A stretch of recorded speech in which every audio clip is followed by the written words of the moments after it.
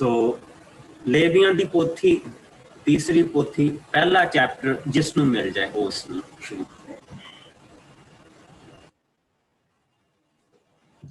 मैं पढ़ दे मास्टर जी। हाँ जी। ਹੋਮ ਬਲੀਆਂ। ਪ੍ਰਭੂ ਨੇ ਮੂਸਾ ਨੂੰ ਸੱਦਿਆ ਅਤੇ ਉਸ ਨੂੰ ਬਲੀਆਂ ਸੰਬੰਧੀ ਇਹ ਆਗਿਆਵਾਂ ਦਿੱਤੀਆਂ। ਪ੍ਰਭੂ ਨੇ ਕਿਹਾ, ਤੂੰ ਇਜ਼ਰਾਈਲੀ ਲੋਕਾਂ ਨੂੰ ਕਹਿ ਕਿ ਜਦੋਂ ਤੁਹਾਡੇ ਵਿੱਚੋਂ ਕੋਈ ਮਨੁੱਖ ਪ੍ਰਭੂ ਅੱਗੇ ਬਲੀ ਚੜਾਵੇ ਤਾਂ ਉਹ ਆਪਣੇ ਚੋਣੇ ਜਾਂ ਇੱਜੜ ਦੇ ਆਪਣੇ ਕਿਸੇ ਪਸ਼ੂ ਦੀ ਚੜਾਵੇ।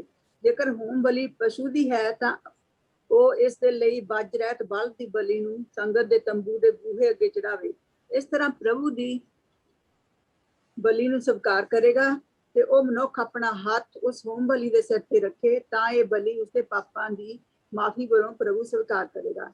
ਫਿਰ ਉਹ ਉਸ ਬਲਦ ਨੂੰ ਲੈ ਕੇ ਕੱਟੇ ਅਤੇ ਪੁਰੋਹਿਤ ਬਲੀ ਦਾ ਲਹੂ ਲੈ ਕੇ ਬੇਦੀ ਦੇ ਚਾਰੇ ਪਾਸੇ ਛਿੜਕਣ ਜੋ ਤੰਬੂ ਦੇ ਬੂਹੇ ਸਾਹਮਣੇ ਹੈ। ਇਸ ਦੇ ਪਿੱਛੋਂ ਬਲੀ ਕੀਤੇ ਬਲਦ ਦੀ ਖੱਲ ਲਾ ਕੇ ਉਸਦੇ ਟੋਟੇ ਕਰ ਦੇਵੇ। ਪੁਰੋਹਿਤ ਬੇਦੀ ਤੇ ਲੱਕੜੀ ਰੱਖ ਕੇ ਉਹਨਾਂ ਨੂੰ ਅੱਗ ਲਾ ਦੇਵੇ। ਫਿਰ ਉਹ ਬਲੀ ਦੇ ਟੋਟੇ ਸਿਰ ਚਰਬੀ ਬੇਦੀ ਦੀ ਅੱਗ ਉੱਤੇ ਸਵਾਰ ਕੇ ਰੱਖਣ। ਉਹ ਬਲੀ ਦੀਆਂ ਆਂਦਰਾਂ ਤੇ ਲੱਤਾਂ ਵੀ ਸਾਫ਼ ਕਰਕੇ ਅੱਗ ਉੱਤੇ ਰੱਖ ਦੇਣ। ਇਹ ਪ੍ਰਭੂ ਦੇ ਸਾਹਮਣੇ ਹੋਮ ਬਲੀ ਠਹਿਰੇਗੀ, ਅਰਥਾਤ ਅੱਗ ਦੇ ਦੁਆਰਾ ਭੇਟ ਜਿਸ ਦੀ ਸੁਗੰਧ ਪ੍ਰਭੂ ਪਸੰਦ ਕਰਦਾ ਹੈ। ਜੇਕਰ ਉਸਦੀ ਭੇਟ ਇੱਜੜ ਵਿੱਚੋਂ ਹੈ ਤਾਂ ਉਹ ਬੱਜ ਰਹਿਤ ਭੇਡੂ ਜਾਂ ਬੱਕਰਾ ਹੋਵੇ। ਉਹ ਉਸ ਬੇਦੀ ਦੀ ਉੱਤਰੀ ਪਾਸੇ ਵੱਲ ਕੱਟੇ ਤੇ ਪੁਰੋਹਿਤ ਉਸਦੀ ਲਹੂ ਬੇਦੀ ਦੇ ਚਾਰੇ ਪਾਸੇ ਛਿੜਕਣ। ਫਿਰ ਬਲੀ ਚੜਾਉਣ ਵਾਲਾ ਮਨੁੱਖ ਬਲੀ ਦੇ ਟੋਟੇ ਸਿਰ ਅਤੇ ਲੱਤਾਂ ਸਮੇਤ ਕਰ ਦੇਵੇ, ਪਰ ਉਹ ਬਲੀ ਦੀਆਂ ਅੰਦਰਾਂ ਤੇ ਲੱਤਾਂ ਪਾਣੀ ਨਾਲ ਧੋਵੇ ਅਤੇ ਪੁਰੋਹਿਤ ਉਹਨਾਂ ਨੂੰ ਵੀ ਹੋਮ ਬਲੀ ਕਰਕੇ ਬੇਦੀ ਦੀ ਅੱਗ ਉੱਤੇ ਚੜਾਵੇ। ਇਹ ਪ੍ਰਭੂ ਅੱਗੇ ਹੋਮ ਬਲੀ ਅਰਥਾਤ ਅੱਗ ਦੁਆਰਾ ਭੇਂਟ ਠਹਿਰੇਗੀ ਜਿਸ ਦੀ ਸੁਗੰਧ ਪ੍ਰਭੂ ਨੂੰ ਪਸੰਦ ਹੈ। ਜੇਕਰ ਉਸਦੀ ਭੇਂਟ ਪੰਛੀਆਂ ਵਿੱਚੋਂ ਹੈ ਤਾਂ ਉਹ ਘੁੱਗੀ ਜਾਂ ਕਬੂਤਰ ਦੇ ਬੱਚੇ ਦੀ ਬਲੀ ਦੇਵੇ। ਪੁਰੋਹਿਤ ਉਸ ਪੰਛੀ ਨੂੰ ਲੈ ਕੇ ਉਸਦਾ ਸਿਰ ਮਰੋੜ ਕੇ ਬੇਦੀ ਦੇ ਉੱਤੇ ਉਸ ਨੂੰ ਅੱਗ ਤੇ ਪੂਰਾ ਸਾੜੇ ਅਤੇ ਉਸਦੇ ਲਹੂ ਨੂੰ ਬੇਦੀ ਦੇ ਇੱਕ ਪਾਸੇ ਨਿਚੋੜ ਦੇਵੇ। ਉਹ ਉਸ ਪੰਛੀ ਦੀ ਚੁੰਝ ਅਤੇ ਪਰਾਂ ਨੂੰ ਲੈ ਕੇ ਬੇਦੀ ਦੇ ਪੂਰਬੀ ਪਾਸੇ ਵੱਲ ਸੁਆਹ ਵਾਲੀ ਥਾਂ ਤੇ ਸੁੱਟ ਦੇਵੇ। ਫਿਰ ਉਹ ਉਸ ਬਲੀ ਨੂੰ ਖੰਭਾਂ ਤੋਂ ਫੜ ਕੇ ਪਾੜ ਸੁੱਟੇ, ਪਰ ਉਸਦੇ ਟੋਟੇ ਨਾ ਕਰੇ ਅਤੇ ਪੁਰੋਹਿਤ ਉਸ ਨੂੰ ਪੂਰਾ ਬੇਦੀ ਉੱਤੇ ਸਾੜ ਦੇਵੇ। ਇਹ ਪ੍ਰਭੂ ਅੱਗੇ ਹੋਮ ਬਲੀ ਅਰਥਾਤ ਅੱਗ ਦੇ ਦੁਆਰਾ ਭੇਂਟ ਠਹਿਰੇਗੀ ਜਿਸ ਦੀ ਸੁਗੰਧ ਪ੍ਰਭੂ ਨੂੰ ਪਸੰਦ ਹੈ। ਆਮੀਨ। ਆਮੀਨ। ਸੋ ਅਸੀਂ ਜਿਹੜਾ ਇਹ ਪੜ੍ਹਦੇ ਹਾਂ ਇਸ ਦੇ ਵਿੱਚ ਇੱਕ ਸ਼ਬਦ ਬਾਰ-ਬਾਰ ਆਉਂਦਾ ਜਿਸ ਦੀ ਸੁਗੰਧ ਪ੍ਰਭੂ ਨੂੰ ਪਸੰਦ ਹੈ। ਨਾ ਅਗਰ ਅਸੀਂ ਪਿੱਛੇ ਨੂੰ ਜਾਈਏ ਤਾਂ ਅਸੀਂ ਇਹ ਦੇਖਦੇ ਪਏ ਹਾਂ ਕਿ ਅਬਰਾਹਮ ਨੂੰ ਪ੍ਰਭੂ ਨੇ ਕਿਹਾ ਸੀ ਕਿ ਤੂੰ ਆਪਣੇ ਪੁੱਤਰ ਨੂੰ ਬੇਦੀ ਤੇ ਚੜਾ ਦੇ, ਇਹਦੀ ਬਲੀ ਤੂੰ ਚੜਾ। ਸੋ ਜਿਸ ਵੇਲੇ ਅਸੀਂ ਹੁਣ ਉਤਪਤ ਦੇ ਵਿੱਚ ਆਉਂਦੇ ਹਾਂ, ਉਤਪਤ ਦੇ ਵਿੱਚ ਅਸੀਂ ਮੇਰੇ ਨਾਲ ਚੈਪਟਰ 22 ਦੇ ਵਿੱਚ ਆ ਜਾਓ।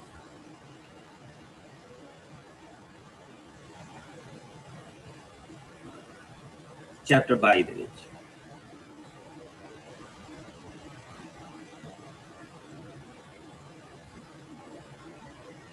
पन्ना 27।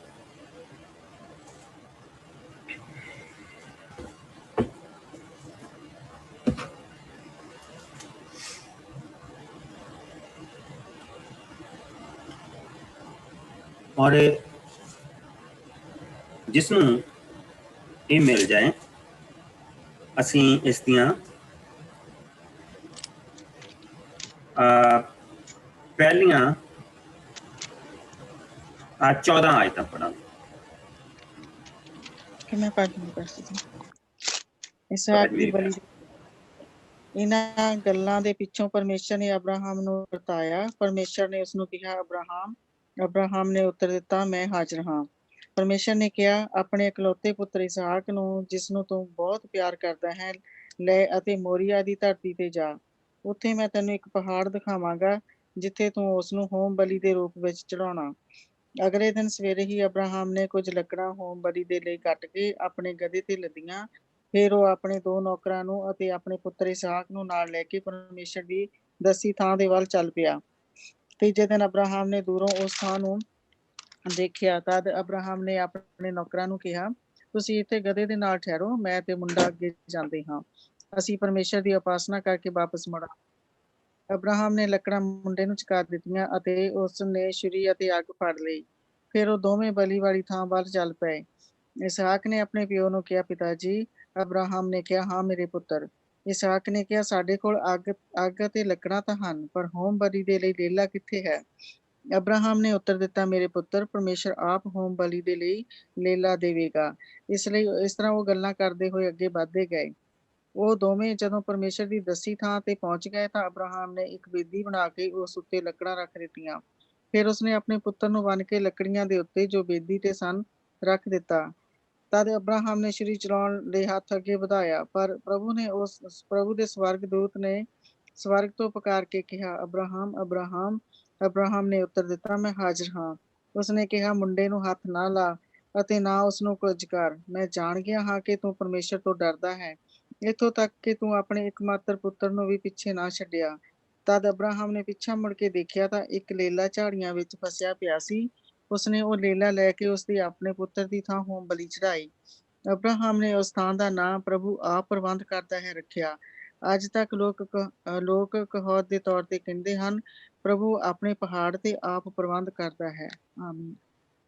ਪ੍ਰਭੂ ਆਪਣੇ ਪਹਾੜ ਦੇ ਉੱਤੇ ਆਪ ਪ੍ਰਬੰਧ ਕਰਦਾ ਹੈ।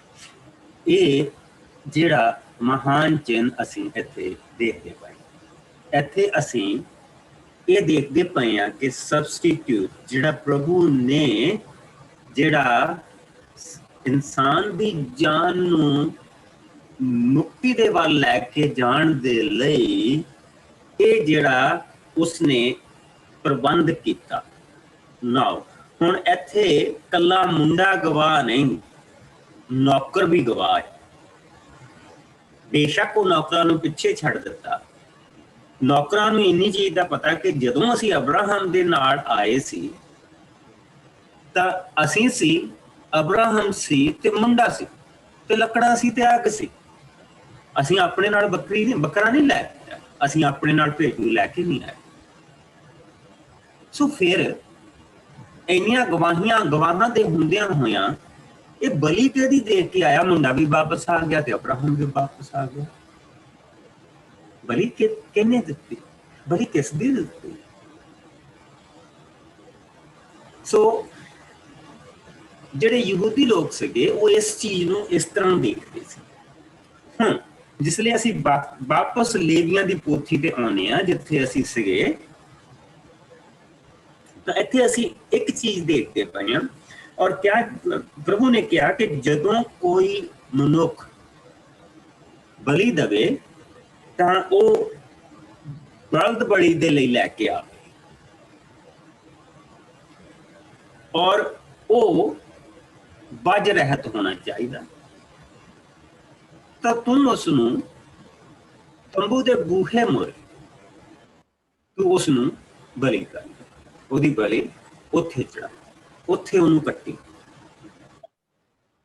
ਔਰ ਉਸਦਾ ਸਿਰ ਵੀ, ਉਸਦਾ ਅੰਦਰਲਾ ਮਾਸ ਵੀ, ਉਸਦਾ ਧੜ ਵੀ, ਉਸਦੀ ਸਾਰੇ ਜੋ ਕੁਛ ਹੈਗਾ ਔਰ ਉਹਦੀਆਂ ਆਂਦਰਾਂ ਨੂੰ ਧੋ ਕੇ ਵੀ ਔਰ ਉਸਦੀ ਚਰਬੀ ਨੂੰ ਵੀ ਔਰ ਲੱਤਾਂ ਨੂੰ ਵੀ ਤੂੰ ਬਲੀ ਦੇ ਉੱਤੇ ਚੜਾ। ਔਰ ਜਦ ਉਸ ਬਲੀ ਦਾ ਧੂਆਂ ਉੱਠੇਗਾ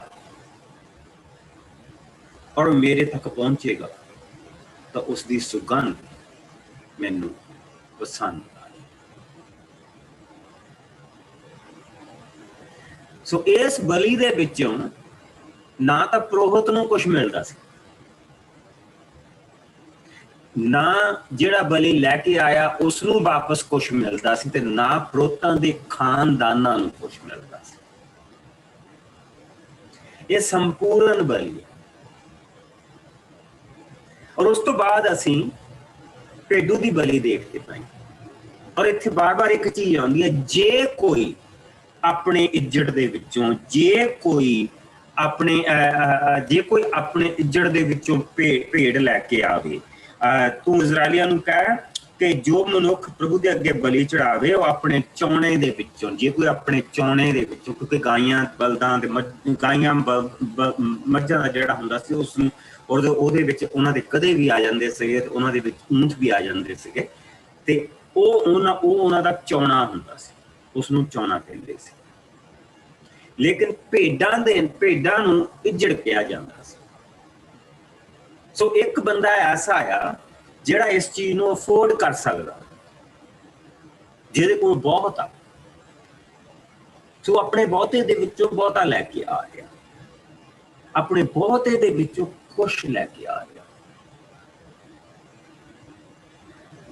ਔਰ ਜਿਸ ਵੇਲੇ ਉਹ ਬਲੀ ਚੜਾਈ ਜਾਂਦੀ ਆ ਤੇ ਜਿਹੜਾ ਉੱਥੋਂ ਧੂਆਂ ਉੱਠਦਾ ਔਰ ਜਿਹੜੇ ਲੋਕ ਬਾਹਰ ਖੜੇ ਦੇਖਦੇ ਪਏ ਆ, ਤਾਂ ਉਹ ਉਹਨਾਂ ਦੇ ਦਿਲ ਦੇ ਵਿੱਚ ਇਹ ਚੀਜ਼ ਆਈ ਕਿ ਸਾਡੇ ਪ੍ਰਭੂ ਦੇ ਮੋਹਰੇ ਸਾਡੇ ਪ੍ਰਭੂ ਨੇ ਸਾਡੀ ਇਹ ਛੋਟੀ ਜਿਹੀ ਭੇਂਟ ਸਵੀਕਾਰ ਕੀਤੀ ਹੈ। ਪ੍ਰਭੂ ਨੇ ਸਾਨੂੰ ਸਵੀਕਾਰ ਕੀਤਾ, ਕਿਉਂਕਿ ਸਵੇਰ ਦੀ ਜਿਹੜੀ ਬਲੀ ਹੁੰਦੀ ਸੀ ਤੇ ਸ਼ਾਮ ਦੀ ਬਲੀ ਜਿਹੜੀ ਹੁੰਦੀ ਸੀ ਉਹ ਹਮੇਸ਼ਾ ਸੰਪੂਰਨ ਚੜਾਈ ਜਾਂਦੀ ਸੀ।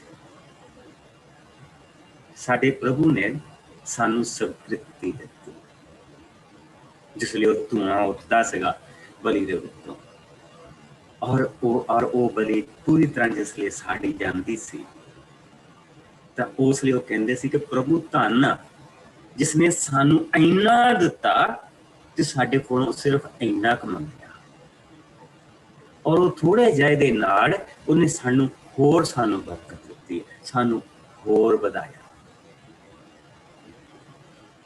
ਔਰ ਜਿਹੜਾ ਉੱਥੇ ਪ੍ਰੋਹਤ ਅਤੇ ਮਹਾਪ੍ਰੋਹਤ ਜਿਹੜੇ ਬਲੀ ਦਿੰਦੇ ਪਏ ਆ, ਉਹਨਾਂ ਨੇ ਦੀ ਸ਼ੁਕਰਗੁਜ਼ਾਰੀ ਇਹ ਆ ਕਿ ਪ੍ਰਭੂ ਇਹਦੇ ਵਿੱਚੋਂ ਅਸੀਂ ਵੀ ਆਪਣਾ ਹਿੱਸਾ ਨਹੀਂ ਲੈਂਦੇ, ਕਿਉਂਕਿ ਉਹ ਖਾ ਸਕਦੇ ਸੀ ਬਲੀ ਦੇ ਵਿੱਚ, ਅਸੀਂ ਵੀ ਆਪਣਾ ਹਿੱਸਾ ਨਹੀਂ ਲੈਂਦੇ, ਸਾਡਾ ਹਿੱਸਾ ਵੀ ਤੈਨੂੰ ਸਵੀਕ੍ਰਿਤੀ ਹੋਵੇ ਔਰ ਅਸੀਂ ਵੀ ਸਵੀਕਾਰ ਹੋਏ। ਸੋ ਇੱਥੇ ਪਹਿਲੇ ਚੈਪਟਰ ਦੇ ਵਿੱਚ ਅਸੀਂ ਬਹੁਤ ਅਮੀਰ ਆਦਮੀ ਦੇਖਦੇ ਪਏ ਹਾਂ, ਅਸੀਂ ਮੀਡੀਅਮ ਕਲਾਸ ਦੇਖਦੇ ਪਏ, ਮਿਡਲ ਕਲਾਸ ਦੇਖਦੇ ਪਏ ਹਾਂ। ਜੇ ਕੋਈ ਆਪਣੇ ਇੱਜੜ ਦੇ ਵਿੱਚੋਂ ਲੇਲਾ ਲੈ ਕੇ ਆਏ ਜਾਂ ਬੱਕਰਾ ਲੈ ਕੇ ਆਏ, ਤਾਂ ਤੂੰ ਉਸਨੂੰ, ਪ੍ਰਭੂ ਨੇ ਦੱਸਿਆ ਇੱਥੇ, ਪ੍ਰਭੂ ਨੇ ਸਾਰਿਆਂ ਦੇ ਸਥਾਨ ਦਿੱਤੇ। ਇਸ ਚੀਜ਼ ਨੂੰ ਧਿਆਨ ਦੇ ਨਾਲ ਦੇਖਿਓ ਕਿ ਤੂੰ ਉਸਨੂੰ ਉਸਦੀ ਜਿਹੜੀ ਬਲੀ ਆ ਉਹ ਇੱਜੜ ਤਾਂ ਬੱਕਰਾ ਦੇ ਵੱਜ ਰਹਿਤ ਭੇਡੂ ਤੇ ਬੱਕਰਾ ਹੋਵੇ, ਉਸਨੂੰ ਤੂੰ ਉੱਤਰੀ ਪਾਸੇ ਨਾ, ਜਿਹੜਾ ਟੈਬਰਨੈਕਲ ਦਾ ਜਿਹੜਾ ਮੂੰਹ ਹੁੰਦਾ ਸੀਗਾ ਉਹ ਸੂਰਜ ਵੱਲ ਨੂੰ ਹੁੰਦਾ ਸੀ, ਠੀਕ। ਸੋ ਔਰ ਪੂਰਬ, ਪਿੱਠ ਤੇ ਪੱਛਮ, ਔਰ ਖੱਬੇ ਹੱਥ ਨੂੰ ਉੱਤਰ ਤੇ ਸੱਜੇ ਨੂੰ ਦੱਖਣ। ਤੂੰ ਉਸਨੂੰ, ਸੋ ਜਿਹੜਾ ਜਿਸ ਨੂੰ ਮੈਂ ਬਹੁਤ ਦਿੱਤਾ ਆ ਉਹ ਤੇ ਮੇਰੀ ਅੱਖ ਲੱਗੀ ਹੋਈ ਆ, ਤੇ ਕੀ ਕਰਦਾ ਪਿਆ? ਜਿਹੜਾ ਮੇਰੇ ਨਾਲ ਇਧਰਲੇ ਪਾਸੇ ਆ, ਮੇਰੇ ਇਸ ਹੱਥ ਵਾਲੇ ਪਾਸੇ ਆ, ਉਹਦੇ ਤੇ ਵੀ ਮੇਰਾ ਹੱਥ, ਔਰ ਉਹ ਮਿਡਲ ਕਲਾਸ, ਉਹ ਆਪਣੀ ਭੇਡ ਲੈ ਕੇ ਆਇਆ, ਪਰ ਬਲੀ ਦੇਣ ਦਾ ਤਰੀਕਾ ਸੇਮ, ਕੋਈ ਫਰਕ ਨਹੀਂ। ਹੁਣ ਤੁਸੀਂ ਇਹ ਦੇਖੋ ਕਿ ਇੱਜੜ ਦੇ ਵਿੱਚੋਂ ਪ੍ਰਭੂ ਨੇ ਉਹਨਾਂ ਦੇ ਕੋਲੋਂ ਭੇਡੂ ਮੰਗਿਆ। ਬਈ ਲੋਕਾਂ ਦੀ ਲਾਈਨ ਲੱਗੀ ਹੁੰਦੀ ਸੀ, ਆਪਣੀ ਵਾਰੀ ਨੂੰ ਤਰਸਦੇ ਸੀਗੇ ਕਿ ਸਾਡੀ ਵਾਰੀ ਕਦੋਂ ਆਉਣੀ ਹੈ। ਉੱਥੇ ਲਿਮਿਟਲੈਸ ਬਲੀਆਂ ਨਹੀਂ ਹੁੰਦੀ, ਸਾਰੇ ਦਿਨ ਬਲੀਆਂ ਹੀ ਦਿੰਦੇ ਰਹਿੰਦੇ ਸੀਗੇ। ਨਹੀਂ, ਸਵੇਰ ਦੀ ਬਲੀ, ਸ਼ਾਮ ਦੀ ਬਲੀ, ਜਾਂ ਫਿਰ ਕਿਸੇ ਨੇ ਪਾਪ ਕੀਤਾ ਤੇ ਉਹਨੂੰ ਪ੍ਰਭੂ ਨੇ, ਉਹਦੀ ਅੰਤ ਕਰਨ ਨੂੰ ਪ੍ਰਭੂ ਨੇ ਜਗਾਇਆ, ਤੇ ਉਸਨੇ ਜਾ ਕੇ ਪ੍ਰਭੂ ਦੇ ਕੋਲ ਆਪਣਾ ਪਾਪ ਸਵੀਕਾਰ ਕੀਤਾ ਔਰ ਕਿਹਾ ਕਿ ਇਹ ਪ੍ਰਭੂ ਦੇ ਖਿਲਾਫ, ਤੇ ਜਿਹਦੇ ਖਿਲਾਫ ਉਹਨੇ ਕੀਤਾ ਉਹਦੇ ਖਿਲਾਫ। ਫਿਰ ਉਸਨੂੰ ਦੱਸਿਆ ਜਾਂਦਾ ਸੀ ਕਿ ਤੈਨੂੰ ਹੁਣ ਕਿੰਨੇ ਉਸਨੂੰ ਵਾਪਸ ਕਰਨੇ ਪੈਣੇ, ਔਰ ਫਿਰ ਉਹ ਬਲੀ ਲੈ ਕੇ ਆਉਂਦਾ ਸੀ, ਤਾਂ ਫਿਰ ਉਸਦੀ ਬਲੀ ਦਿੱਤੀ ਜਾਂਦੀ ਸੀ, ਉਹ ਮਾਫੀ ਦੀ ਬਲੀ ਹੁੰਦੀ ਸੀ।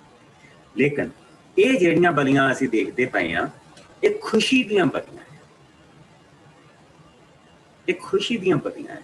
ਇਹ ਪ੍ਰਭੂ ਦੇ ਨਾਂ, ਇਹ ਪ੍ਰਭੂ ਨੇ ਜੋ, ਪ੍ਰਭੂ ਦੇ ਲੋਕ ਜੋ ਕੁਛ ਪ੍ਰਭੂ ਨੇ ਉਹਨਾਂ ਨੂੰ ਦਿੱਤਾ, ਉਸਦੀ ਸ਼ੁਕਰਗੁਜ਼ਾਰੀ ਕਰਦੇ ਪਏ। ਲੇਕਿਨ ਇਹ ਜਿਹੜਾ ਧੂਆਂ ਉੱਠਦਾ, ਜਿਹਦੀ ਸੁਗੰਧ ਪ੍ਰਭੂ ਨੂੰ ਦੇ ਕੋਲ ਪਹੁੰਚਦੀ ਆ, ਉਹ ਧੂਆਂ ਕੀ ਆ ਅਸੀਂ ਥੋੜੀ ਦੇਰ ਬਾਅਦ ਦੇਖਾਂਗੇ। ਸੋ ਆਓ ਹੁਣ ਅੱਗੇ ਅਸੀਂ ਜਿਸ ਵੇਲੇ ਆ ਗਏ ਲੇਲੇ ਦੀ ਬਲੀ ਦੇ ਉੱਤੇ, ਉਸਨੂੰ ਤੂੰ ਉੱਤਰ ਵਾਲੇ ਪਾਸੇ ਕੱਟ, ਕਿਉਂਕਿ ਉਸ ਦੇ ਉੱਤੇ ਵੀ ਮੇਰਾ ਹੱਥ। ਸੋ ਉਸ ਬਲੀ ਨੂੰ ਉੱਥੇ ਕੱਟਿਆ ਜਾਂਦਾ ਸੀ। ਫਿਰ ਉਸ ਤੋਂ ਬਾਅਦ ਅਸੀਂ ਉਸ ਤੋਂ ਬਾਅਦ ਜਿਹੜੀ ਥਰਡ ਲੋਕ ਪ੍ਰਭੂ ਦੀ ਹਜ਼ੂਰੀ ਦੇ ਵਿੱਚ ਜਾਣ ਨੂੰ ਹਰੇਕ ਦਾ ਅਧਿਕਾਰ ਔਰ ਬਰਾਬਰ ਅਧਿਕਾਰ। ਇਹ ਨਹੀਂ ਹੈ ਕਿ ਇੱਕ ਗਰੀਬ ਆਦਮੀ ਜਿਹੜਾ ਜਿਸ ਦੇ ਕੋਲ ਬਲਦ ਹੈ ਨਹੀਂਗਾ ਤੇ ਉਹਨੂੰ ਫੋਰਸ ਕੀਤਾ ਜਾਏ ਕਿ ਤੈਨੂੰ ਬਲਦ ਚੜਾਉਣਾ ਪੈਣਾ, ਜੋ ਕਿ ਮਸੀਹ ਦੇ ਦਿਨਾਂ ਦੇ ਵਿੱਚ ਕੀਤਾ ਜਾਂਦਾ ਸੀ। ਉਹਨਾਂ ਦਿਨਾਂ ਦੇ ਵਿੱਚ ਕੀਤਾ ਜਾਂਦਾ ਸੀ। ਸਾਨੂੰ ਯੂਸੇਫਸ ਦੀ ਜਿਹੜੀ ਪੁਸਤਕ ਆ, ਉਹ ਤੋਂ ਸਾਨੂੰ ਬਹੁਤ ਕੁਝ ਮਿਲਦਾ ਕਿ ਯੂਸੇਫਸ ਸੇਮ ਸਮੇਂ ਦੇ ਉੱਤੇ ਹੋਇਆ ਸੀ, ਲੇਕਿਨ ਉਹ ਯਹੂਦੀ ਸੀ। ਉਸਨੇ ਮਸੀਹ ਦੇ ਬਾਰੇ ਬਹੁਤ ਕੁਝ ਲਿਖਿਆ, ਔਰ ਖਾਸ ਕਰਕੇ ਕਿਉਂਕਿ ਉਹ ਜਿਹੜਾ ਰਾਜਾ ਹੈਰੋਦੇਸ ਸੀਗਾ, ਉਹਦਾ ਲਿਖਾਰੀ ਸੀਗਾ।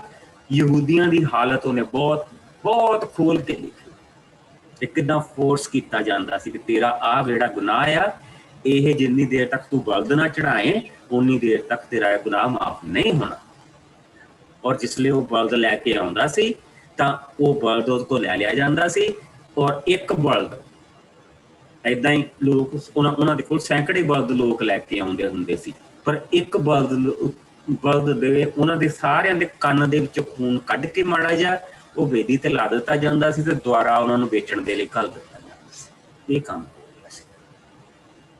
ਪਰ ਇਹ ਪ੍ਰਭੂ ਜੋ ਕਹਿ ਰਿਹਾ, ਇਹ ਉਹਨਾਂ ਦੇ ਆਰਥਿਕ ਹਾਲਤ ਦੇ ਅਨੁਸਾਰ ਕਹਿ ਰਿਹਾ।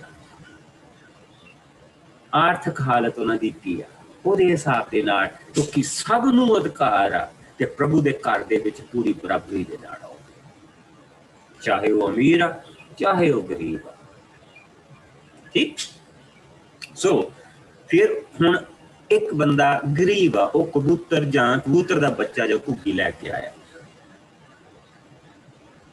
ਤੇ ਪ੍ਰਭੂ ਨੇ ਉਸਨੂੰ ਕਿਹਾ ਕਿ ਜਿਹੜਾ ਸਵਾਦ ਆ, ਜਿਹੜੀ ਪਵਿੱਤਰ ਬਲੀਆਂ ਦਿੱਤੀਆਂ ਜਾਂਦਾ ਸੀ ਤੇ ਉਹਦੇ ਚੋਂ ਸਵਾਹ ਕੱਢੀ ਜਾਂਦੀ ਸੀ ਥੱਲਿਓਂ, ਔਰ ਉਹ ਪ੍ਰੋਹਤ ਜਿਹੜੀ ਅੱਗ ਨਹੀਂ ਬੁਝਣ ਦਿੰਦੇ ਸੀਗੇ।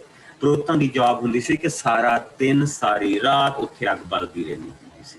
ਸੋ ਉਹਨਾਂ ਨੇ ਜਿਹੜੀ ਸਵਾਹ ਹੁੰਦੀ ਸੀ ਉਸਨੂੰ ਬਾਹਰ ਕੱਢਣਾ ਹੁੰਦਾ ਸੀ। ਸੋ ਉਹ ਪਵਿੱਤਰ ਗਿਣੀ ਜਾਂਦੀ ਸੀ। ਉਹ ਜਿਹੜੀ ਸਵਾਹ ਇੱਕ ਥਾਂ ਇਕੱਠੀ ਕੀਤੀ ਜਾਂਦੀ ਸੀਗੀ। ਉੱਥੇ ਉਸਨੇ ਕਿਹਾ ਕਿ ਜਿਸ ਵੇਲੇ ਬਲੀ ਲੈ ਕੇ ਆਵੇ ਤੇ ਤੂੰ ਉਸਦੀ ਜਿਹੜੀ ਬਲੀ ਆ, ਦੇਖੋ ਉਸਦਾ ਸਿਰ ਮਰੋੜ ਕੇ ਬੇਦੀ ਦੇ ਉਸ ਅੱਗ ਤੇ ਪੂਰਾ ਸਾੜੇ, ਉਸਦੇ ਲਹੂ ਨੂੰ ਬੇਦੀ ਦੇ ਇੱਕ ਪਾਸੇ ਨਿਚੋੜ ਦਿੱਤਾ ਜਾਵੇ। ਉਹ ਪੰਛੀ ਦੀ ਚੁੰਝ ਅਤੇ ਪਰਾਂ ਨੂੰ ਲੈ ਕੇ ਬੇਦੀ ਦੇ ਪੂਰਬੇ ਪਾਸੇ ਸਵਾਹ ਦੀ ਥਾਂ ਦੇ ਉੱਤੇ ਸੁੱਟ ਲੈ। ਠੀਕ। ਉਸਦੀ ਜਿਹੜੀ ਪੰਛੀ ਦੀ ਜਿਹੜੀ ਚੁੰਝ ਆ, ਔਰ ਇਸੇ ਤਰ੍ਹਾਂ ਜਿਹੜੇ ਉਸਦੇ ਖੰਭ ਜਿਹੜੇ ਉਸਨੇ ਉਤਾਰੇ ਆ, ਉਹਨਾਂ ਨੂੰ ਉਹ ਉੱਥੇ ਸੁੱਟ ਲੈ, ਸਵਾਹ ਦੇ ਵਿੱਚ ਪਾ ਦੇ। ਪਰ ਜਿਹੜਾ ਬਾਕੀ ਦਾ ਜਾਨਵਰ ਆ, ਉਸਨੂੰ ਸਾਰੇ ਨੂੰ ਉਹ ਉਸ ਅੱਗ ਦੇ ਵਿੱਚ ਪਾ ਦੇਵੇ। ਔਰ ਸਾਰਿਆਂ ਦੇ ਲਈ ਇੱਕ ਚੀਜ਼ ਦੇਖੋ, ਪ੍ਰਭੂ ਕਿੱਦਾਂ ਬਰਾਬਰੀ ਦਿੰਦਾ। ਜਿਹੜਾ ਬਲਦ ਲੈ ਕੇ ਆਇਆ ਉਹਦੇ ਲਈ ਵੀ ਉਹ ਹੀ ਆ ਕਿ ਸਾਹਮਣੇ ਹੋਮ ਬਲੀ ਠਹਿਰੇਗੀ। ਔਰ ਪ੍ਰਭੂ ਨੂੰ ਇਸ ਦੀ ਸੁਗੰਧ ਨੂੰ ਪਸੰਦ ਹੈ। ਜਿਹੜਾ ਭੇਡ ਲੈ ਕੇ ਆਇਆ, ਕਿਉਂਕਿ ਭੇਡ ਨਹੀਂ ਲਿਆ ਸਕਦਾ, ਪਰ ਉਹਦੀ ਇੰਨੀ ਕੰਡੀਸ਼ਨ ਗੁੱਡ ਆ ਵੀ ਉਹਨੂੰ ਕਬੂਤਰ ਲਿਆਉਣ ਦੀ ਕੋਈ ਲੋੜ ਨਹੀਂ। ਉਹਦੇ ਕੋਲ ਹੈਗਾ, ਕੁਛ ਹੈਗਾ, ਮਿਡਲ ਕਲਾਸ। ਸੋ ਆਪਣੇ ਉਸ ਹਿਸਾਬ ਦੇ ਨਾਲ ਲਿਆਂਦਾ, ਬਰਕਤ ਉਹਨੂੰ ਵੀ ਉਨੀ ਮਿਲੀ। ਔਰ ਜਿਹੜਾ ਕਬੂਤਰ ਲੈ ਕੇ ਆਇਆ, ਕਬੂਤਰ ਦਾ ਬੱਚਾ ਲੈ ਕੇ ਆਇਆ, ਬਰਕਤ ਉਹਨੂੰ ਵੀ ਉਨੀ। And this is the reason. ਸਭ ਤੋਂ ਪਹਿਲਾਂ ਵੱਡਾ ਜਿਹੜਾ ਰੀਜ਼ਨ ਹੈ ਇੱਥੇ ਬਲੀਆਂ ਦਾ, ਉਹ ਪ੍ਰਭੂ ਨੇ ਇਹ ਦਿਖਾਉਂਦਾ ਪਿਆ ਕਿ ਮੈਂ ਹਰ ਇੱਕ ਇਨਸਾਨ ਨੂੰ, ਭਾਵੇਂ ਜਿੱਦਾਂ ਦੀ ਮਰਜ਼ੀ ਉਸਦੀ ਆਰਥਿਕ ਕੰਡੀਸ਼ਨ ਹੋਵੇ, ਮੈਂ ਸੇਮ ਤਰੀਕੇ ਦੇ ਨਾਲ, ਇੱਕੋ ਹੀ ਤਰੀਕੇ ਦੇ ਨਾਲ ਉਹਨਾਂ ਨੂੰ ਸਤਿਕਾਰ ਕਰਦਾ। ਪਰ ਜੋ ਗਰੀਬ ਆ, ਮੇਰੇ ਸਭ ਤੋਂ ਲੱਗ ਗਿਆ, मैं उसकी आवाज नूं सुनदा, जिहड़ी उसकी चुंझ ते खंभ जिहड़े उत्थे सुट्टे आ, मैं उसकी पुकार नूं सुनदा। सब तो लागे जिहड़ा प्रभु दे जिस बंदे की बलि गई आ, वो गरीब आदमी, क्योंकि वो जिहड़ी जिथे बलियां दित्तियां जा रही, ओदे गब्बे ते तंबू दे गब्बे जगह आ। प्रभु की निगाहबानी उसके उत्ते, जिसने बल्द की बलि दिती है, प्रभु की नजर ओदे उत्ते, जिसने जिहड़ा मिडल क्लास आ, जिसने बलि दिती है, प्रभु का हाथ उसके उत्ते, और जिहड़ा गरीब आया, प्रभु की निगाहबानी उसके उत्ते। That is the thing. और हुण असीं अगे वधन लगे हैं, जिथे असीं अनाज दीयां बलियां देखणीआं। There is no blood in there, no blood in there. पर यह सब तो महत्वपूर्ण, सब तो ज्यादा महत्वपूर्ण बलियां जिहड़ियां आ, वो दूसरे चैप्टर दे विच जिहड़ियां असीं गांह देखणीआं, उन्हां ने साडी जान जान बचा हुंदी है पई। सो आओ असीं दूसरा भाग उहदी एक तो लैके असीं पहला पढ़ांगे 10 आयत। ਹਾਂਜੀ ਮੈਂ ਪੜ੍ਹਦੀ ਹਾਂ ਜੀ। ਹਾਂਜੀ ਘਰ ਮਿਲ ਕੇ ਜਦੋਂ ਕੋਈ ਅਨਾਜ ਦੀ ਭੇਂਟ ਚੜਾਵੇ ਤਾਂ ਉਹ ਪਹਿਲਾਂ ਉਸ ਅਨਾਜ ਨੂੰ ਮੈਦੇ ਦੀ ਸ਼ਕਲ ਵਿੱਚ ਪੀ ਲਵੇ। ਉਹ ਉਸ ਉੱਤੇ ਥੋੜਾ ਜਿਹਾ ਤੇਲ ਡੋਲੇ ਅਤੇ ਥੋੜੀ ਜਿਹੀ ਧੂਪ ਉਸ ਉੱਤੇ ਪਾਵੇ। ਫਿਰ ਉਹ ਉਸ ਨੂੰ ਲੈ ਕੇ ਹਾਰੂਨ ਵੰਸ਼ੀ ਪੁਰੋਹਿਤ ਕੋਲ ਜਾਵੇ। ਪੁਰੋਹਿਤ ਉਸ ਮੈਦੇ ਵਿੱਚੋਂ ਤੇਲ ਤੇ ਧੂਪ ਸਮੇਤ ਥੋੜਾ ਜਿਹਾ ਲੈ ਕੇ ਚਿੰਨ੍ਹ ਦੇ ਤੌਰ ਤੇ ਬੇਦੀ ਦੇ ਉੱਤੇ ਅੱਗ ਨਾਲ ਸਾੜ ਦੇਵੇ, ਜੋ ਪ੍ਰਭੂ ਲਈ ਅੱਗ ਨਾਲ ਭੇਂਟ ਠਹਿਰੇਗੀ, ਜਿਸ ਦੀ ਸੁਗੰਧ ਪ੍ਰਭੂ ਨੂੰ ਪਸੰਦ ਹੈ। ਜੋ ਮੈਦਾ ਬਚ ਜਾਵੇ ਉਹ ਪੁਰੋਹਿਤ ਦਾ ਹੋਵੇਗਾ। ਇਹ ਪ੍ਰਭੂ ਦੇ ਅੱਗੇ ਅੱਗ ਦੁਆਰਾ ਚੜਾਈ ਗਈ ਅਤ ਪਵਿੱਤਰ ਬਲੀ ਦੇ ਵਿੱਚੋਂ ਹੈ। ਜੇਕਰ ਉਹ ਅਨਾਜ ਦੀ ਭੇਂਟ ਤੰਦੂਰ ਵਿੱਚ ਪਕਾਈ ਹੋਵੇ, ਉਹ ਅਖਮੀਰੇ ਮੈਦੇ ਦੀ ਤੇਲ ਵਿੱਚ ਬਣਾਈਆਂ ਰੋਟੀਆਂ ਹੋਣ ਜਾਂ ਤੇਲ ਨਾਲ ਚੋਪੜੀਆਂ ਮੱਠੀਆਂ। ਜੇਕਰ ਉਹ ਭੇਂਟ ਤਵੇ ਉੱਤੇ ਪਕਾਈ ਰੋਟੀ ਹੋਵੇ ਤਾਂ ਉਹ ਅਖਮੀਰੇ ਮੈਦੇ ਨੂੰ ਤੇਲ ਵਿੱਚ ਗੁੰਨੇ ਆਟੇ ਤੋਂ ਬਣਾਈ ਹੋਵੇ। ਉਸ ਭੇਂਟ ਦੇ ਟੋਟੇ ਕਰਕੇ ਉਸ ਉੱਤੇ ਤੇਲ ਛਿੜਕ ਕੇ ਉਸ ਨੂੰ ਬੇਦੀ ਤੇ ਚੜਾਉਣਾ, ਕਿਉਂਕਿ ਇਹ ਅਨਾਜ ਦੀ ਭੇਂਟ ਹੈ।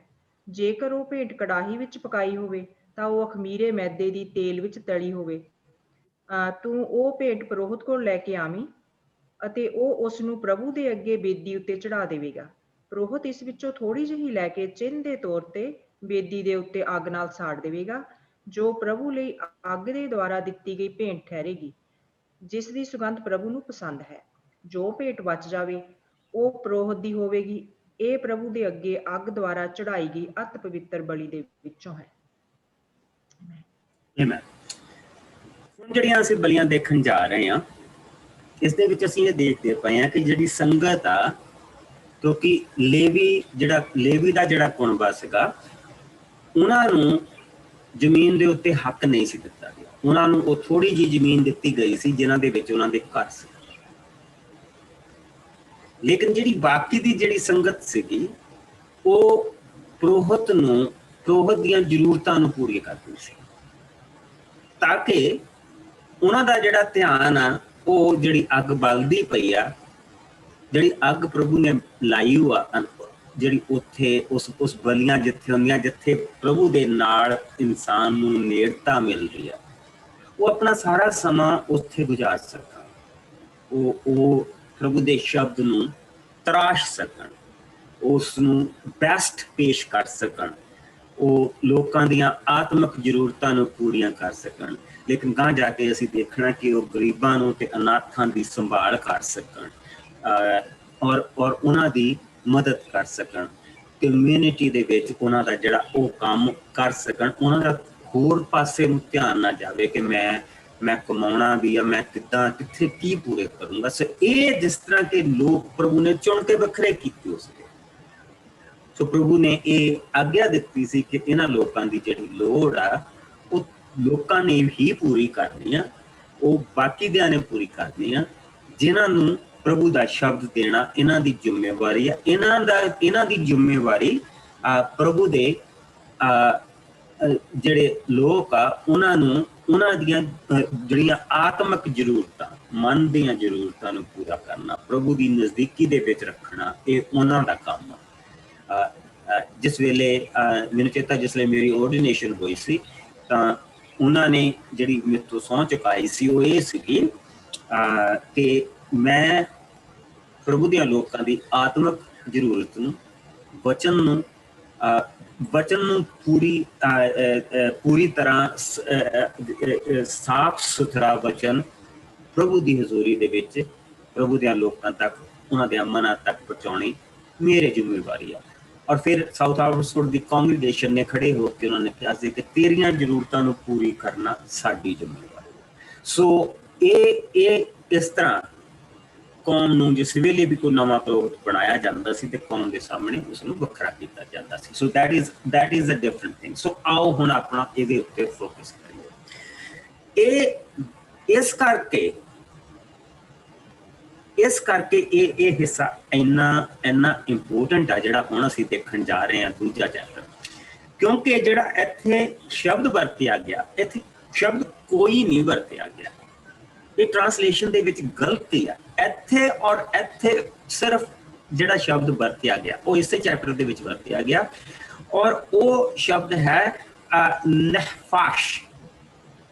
ਨਹਫਾਸ਼ ਦਾ ਮਤਲਬ ਹੈ ਕਿ ਜਿਸ ਵੇਲੇ ਕੋਈ ਆਤਮਾ, ਕੋਈ ਸੋਲ, ਜਿਸ ਵੇਲੇ ਕੋਈ ਸੋਲ, ਕੋਈ ਆਤਮਾ ਮੈਨੂੰ ਮਿਲਣ ਦੇ ਲਈ ਔਰ ਉਹ ਅਨਾਜ ਦੀ ਬਲੀ ਲੈ ਕੇ, ਅਸੀਂ ਕਹਿੰਦੇ ਫੈਲੋਸ਼ਿਪ। ਤੇ ਜਦੋਂ ਅਸੀਂ ਚਰਚ ਦੇ ਵਿੱਚ ਇਕੱਠੇ ਹੁੰਦੇ ਹਾਂ ਅਸੀਂ ਉਸ ਨੂੰ ਫੈਲੋਸ਼ਿਪ ਕਹਿੰਦੇ ਹਾਂ ਕਿ ਇਹ ਅਸੀਂ ਇਕੱਠੇ ਹੁੰਦੇ ਹਾਂ। ਚਰਚ ਦੇ ਵਿੱਚ ਜਾਣਾ ਕੋਈ ਜ਼ਰੂਰੀ ਨਹੀਂ ਕਿ ਪ੍ਰਭੂ ਦਾ ਸ਼ਬਦ ਸਿੱਖਣ ਨੂੰ ਅਸੀਂ ਜਾਂਦੇ ਹਾਂ।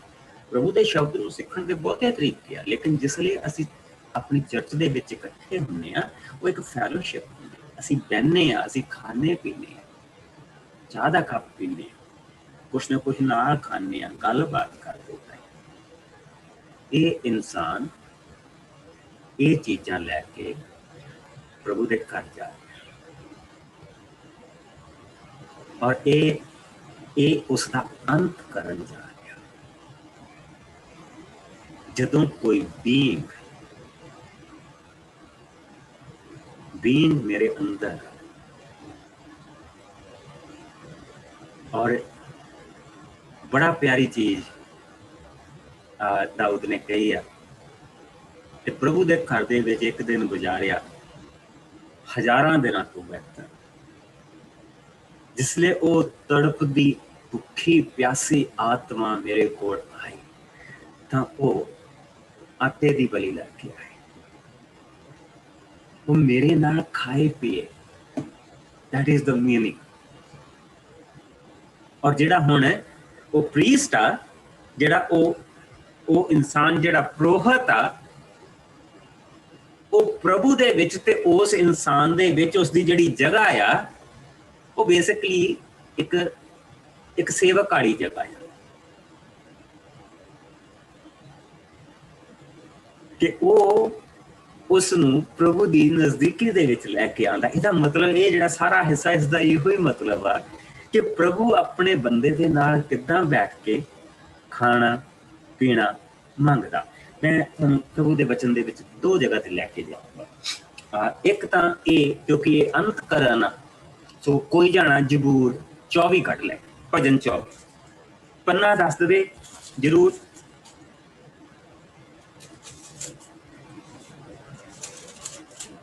ਪੰਨਾ 846 ਹੈ ਜੀ। ਹਾਂਜੀ ਭੈਣੇ ਇਸ ਨੂੰ ਪੜ੍ਹ ਦਿਓ।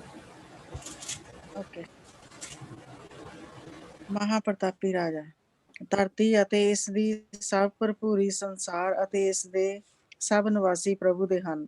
ਪ੍ਰਭੂ ਨੇ ਹੀ ਉਸ ਦੀਆਂ ਨੀਹਾਂ ਸਮੁੰਦਰ ਤੇ ਰੱਖੀਆਂ ਹਨ, ਉਸੇ ਨੇ ਹੀ ਉਸ ਨੂੰ ਪਾਣੀਆਂ ਤੇ ਸਥਾਪਿਤ ਕੀਤਾ ਹੈ। ਪ੍ਰਭੂ ਦੇ ਪਹਾੜ ਤੇ ਕੌਣ ਚੜ੍ਹ ਸਕਦਾ ਹੈ? ਉਸ ਦੇ ਪਵਿੱਤਰ ਥਾਂ ਤੇ ਕੌਣ ਖੜਾ ਰਹਿ ਸਕਦਾ ਹੈ? ਹਾਂ, ਉਹ ਮਨੁੱਖ ਜਿਸ ਦੇ ਹੱਥ ਸ਼ੁੱਧ ਹਨ, ਜਿਸ ਦਾ ਮਨ ਨਿਰਮਲ ਹੈ, ਜੋ ਦੂਜਿਆਂ ਨਾਲ ਚਲਾਕੀ ਨਹੀਂ ਕਰਦਾ, ਜੋ ਧੋਖਾ ਦੇਣ ਦੇ ਲਈ ਸਹੁੰ ਨਹੀਂ ਖਾਂਦਾ, ਉਹ ਮਨੁੱਖ ਪ੍ਰਭੂ ਤੋਂ ਅਸੀਸ ਪ੍ਰਾਪਤ ਕਰੇਗਾ। ਮੁਕਤੀ ਦਾਤਾ ਪਰਮੇਸ਼ਰ ਉਸ ਨੂੰ ਉਚਿਤ ਠਹਿਰਾਏਗਾ। ਇਹੋ ਜਿਹੇ ਲੋਕ ਪ੍ਰਭੂ ਦੀ ਖੋਜ ਕਰਦੇ ਹਨ। ਉਹ ਯਾਕੂਬ ਦੇ ਪਰਮੇਸ਼ਰ ਦੇ ਦਰਸ਼ਨ ਕਰਨ ਦੇ ਚਾਹਵਾਨ ਰਹਿੰਦੇ ਹਨ। ਹੇ ਫਾਟਕੋ, ਤੁਸੀਂ ਉੱਚੇ ਹੋ ਜਾਵੋ। ਹੇ ਦਰਵਾਜ਼ਿਓ, ਤੁਸੀਂ ਖੁੱਲੇ ਹੋ ਜਾਵੋ, ਤਾਂ ਜੋ ਮਹਾਪ੍ਰਤਾਪੀ ਰਾਜਾ ਅੰਦਰ ਆਵੇਗਾ। ਇਹ ਮਹਾਪ੍ਰਤਾਪੀ ਰਾਜਾ ਕੌਣ ਹੈ? ਹਾਂ, ਇਹ ਪ੍ਰਭੂ ਹੈ। ਉਹ ਸ਼ਕਤੀਸ਼ਾਲੀ ਅਤੇ ਬਲਵੰਤ ਹੈ ਅਤੇ ਯੋਧਾਂ ਵਿੱਚ ਮਹਾਬਲੀ ਹੈ। ਹੇ ਫਾਟਕੋ, ਤੁਸੀਂ ਉੱਚੇ ਹੋ ਜਾਵੋ। ਹੇ ਦਰਵਾਜ਼ਿਓ, ਤੁਸੀਂ ਖੁੱਲੇ ਹੋ ਜਾਵੋ, ਤਾਂ ਮਹਾਪ੍ਰਤਾਪੀ ਰਾਜਾ ਅੰਦਰ ਆਵੇਗਾ। ਇਹ ਮਹਾਪ੍ਰਤਾਪੀ ਰਾਜਾ ਕੌਣ ਹੈ? ਇਹ ਫੌਜਾਂ ਦਾ ਪ੍ਰਭੂ ਹੈ। ਇਹੋ ਮਹਾਪ੍ਰਤਾਪੀ ਰਾਜਾ ਹੈ। ਆਮੀਨ। ਆਮੀਨ। ਸੋ ਹੁਣ ਤੁਸੀਂ ਅਗਰ ਇਸ ਜ਼ਬੂਰ ਨੂੰ ਦੇਖੋ, ਕੀ ਪ੍ਰਭੂ ਬਲੀਆਂ ਮੰਗਦਾ? ਨਾ, ਬਲੀਆਂ ਨਹੀਂ ਪ੍ਰਭੂ ਮੰਗਦਾ। ਅਗਰ ਅਸੀਂ ਇਸ ਨੂੰ ਧਿਆਨ ਦੇ ਨਾਲ ਇਸ ਜ਼ਬੂਰ ਨੂੰ ਦੇਖੀਏ ਤਾਂ ਉਸਨੇ ਕਿਹਾ ਕਿ ਉਹ ਸਾਡੇ ਅੰਤਕਰਨ ਨੂੰ ਸ਼ੁੱਧ ਮੰਗਦਾ ਪਿਆ। ਸੋ ਬਾਰ-ਬਾਰ ਜਿਹੜੀ ਚੀਜ਼ ਜਿਸ ਵੇਲੇ ਵੀ ਉਹ ਬਲੀ ਚ ਲੈ ਕੇ ਜਾਂਦੇ ਸੀ, ਉਹ ਬਲੀ ਇੱਕ ਤਰ੍ਹਾਂ ਦੀ ਕੋਈ ਪ੍ਰਭੂ ਦੇ ਇਸ ਕਰਕੇ ਨਹੀਂ ਸੀ ਬਲੀ ਦਿੰਦੇ ਕਿ ਦੇਣੀ ਜ਼ਰੂਰੀ ਆ, ਲੇਕਿਨ ਉਸ ਬਲੀ ਦੇ ਨਾਲ ਉਹ ਪ੍ਰਭੂ ਨੂੰ ਆਪਣਾ ਅੰਤਕਰਨ ਪੇਸ਼ ਕਰਦੇ ਸੀ। ਔਰ ਖਾਸ ਕਰਕੇ ਇਹ ਜਿਹੜੀਆਂ ਹੁਣ ਅਸੀਂ ਖਾਸ ਕਰਕੇ ਅਨਾਜ ਦੀਆਂ ਬਲੀਆਂ ਦੇਖਣ ਲੱਗੇ। ਪ੍ਰਭੂ ਨੂੰ ਬਲੀਆਂ ਦਾ ਹੀ ਭੁੱਖਾ ਹੁੰਦਾ ਤੇ ਉਹਨੇ ਕਹਿਣਾ ਸੀ ਬਸ ਮੇਰੇ ਲਈ ਬਲਦ ਚੜਾਓ, ਜਾਂ ਮੇਰੇ ਲਈ ਤੁਸੀਂ ਮੇਢੇ ਚੜਾਓ। ਹਾਂ ਬਾਬ, ਜਿਹੜਾ ਬੰਦਾ ਗਰੀਬ ਆ ਉਹ ਕਬੂਤਰ ਵੀ ਨਹੀਂ ਦੇ ਸਕਦਾ। ਉਹਨੂੰ ਪ੍ਰਭੂ ਕੀ ਕਹਿ ਰਿਹਾ? ਆਟੇ ਦੀ ਮੁੱਠ ਲੈ ਕੇ ਆ ਔਰ ਅਸੀਂ ਬੈਠਾਂਗੇ। ਇੱਕ ਕਮਿਊਨੀਅਨ ਪ੍ਰਭੂ ਨਾਲ ਬੈਠਣਾ ਮੰਗਦਾ।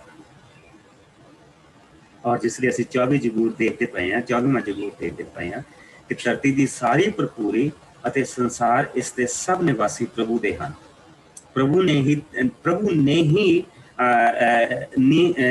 ਹੀ ਉਸ ਦੀਆਂ ਨੀਹਾਂ ਸਮੁੰਦਰਾਂ ਤੇ ਰੱਖੀਆਂ ਹਨ। ਉਸੇ ਨੇ ਹੀ ਪਾਣੀਆਂ ਨੂੰ ਸਥਾਪਿਤ ਕੀਤਾ ਹੈ। ਪ੍ਰਭੂ ਦੇ ਪਹਾੜ ਤੇ ਕੌਣ ਚੜ ਸਕਦਾ ਹੈ? ਸੀ ਕੌਣ ਚੜਦਾ ਹੁੰਦਾ ਸੀ ਪ੍ਰਭੂ ਦੇ ਪਹਾੜ ਤੇ? ਕਿਹਨੂੰ ਪ੍ਰਭੂ ਬੁਲਾਉਂਦਾ ਹੁੰਦਾ ਸੀ? ਮੂਸਾ ਨੂੰ। ਕਿਉਂ ਮੂਸਾ ਨੂੰ ਬੁਲਾਉਂਦਾ ਸੀ? ਕਿਉਂ ਨਹੀਂ ਉਹ ਕਹਿੰਦਾ ਸੀ ਬਾਕੀਆਂ ਨੂੰ ਤੁਸੀਂ ਆਓ? ਮੂਸਾ ਡਰਦਾ ਨਹੀਂ ਸੀ। ਉਹਦੇ ਅੰਦਰ ਉਹਦੇ ਡਰ ਦੇ ਲਈ ਕੁਛ ਵੀ ਨਹੀਂ ਹੈ ਸੀਗਾ। ਸੋ ਪ੍ਰਭੂ ਦੀ ਆਵਾਜ਼ ਉਸਨੂੰ ਕਲੀਅਰਲੀ ਸੁਣਦੀ ਸੀ। ਕੀ ਮੂਸਾ ਬਲੀ ਚੜਾ ਕੇ ਜਾਂਦਾ ਹੁੰਦਾ ਸੀ? ਜੇ ਇਹੋ ਹੀ ਜ਼ਰੂਰੀ ਹੈ ਕਿ ਬਲੀ ਚੜਾਉਣੀ ਪੈਣੀ ਆ ਕਿ ਜਿੰਨੀ ਵਾਰੀ ਮੂਸਾ ਗਿਆ ਉਹ ਪਹਿਲਾਂ ਬਲੀ ਚੜਾਉਂਦਾ ਹੁੰਦਾ ਸੀ ਆਪਣੇ ਲਈ? ਨਹੀਂ। This is the main thing. So ਕੌਣ ਪ੍ਰਭੂ ਦੇ ਪਹਾੜ ਤੇ ਚੜ ਸਕਦਾ ਹੈ? ਉਸਦੇ ਪਵਿੱਤਰ ਥਾਂ ਤੇ ਕੌਣ ਖੜਾ ਰਹਿ ਸਕਦਾ ਹੈ? ਹਾਂ, ਉਹ ਮਨੁੱਖ ਜਿਸ ਦੇ ਹੱਥ ਸ਼ੁੱਧ ਹਨ ਅਤੇ ਜਿਸ ਦਾ ਮਨ ਨਹੀਂ। ਐਂਡ ਇਹ ਇੱਕ ਪ੍ਰੈਕਟਿਸ ਹੈ। ਜੇ ਮਨ ਨਿਰਮਲ ਰੱਖੀਏ,